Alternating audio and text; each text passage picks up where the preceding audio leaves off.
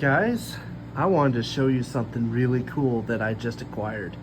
This is a 1800s German shotgun. It's a Drillings.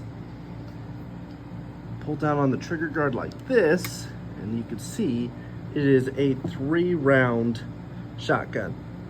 These are two 16, and we believe that the bottom barrel is a 9x70R, which is going to be very difficult for me to find ammo for. Now, what's really cool about this design, turn this to the side, which exposes the rear sight. There's also one located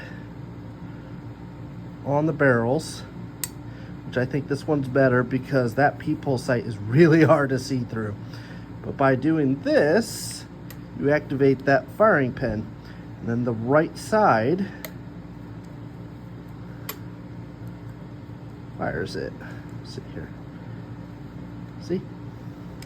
But then you switch it back, you push down on that, turn it over, and it goes back to the shotgun barrel.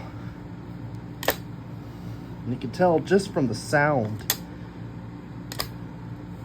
how well this thing's made. Let's look at some of these markings.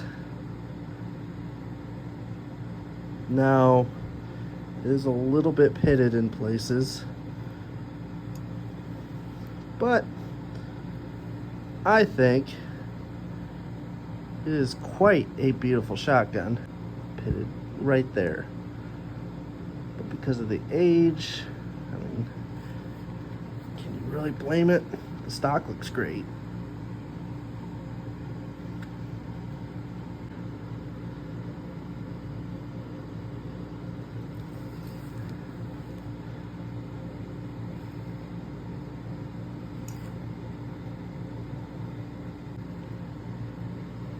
I thought I'd give you guys the first look at this.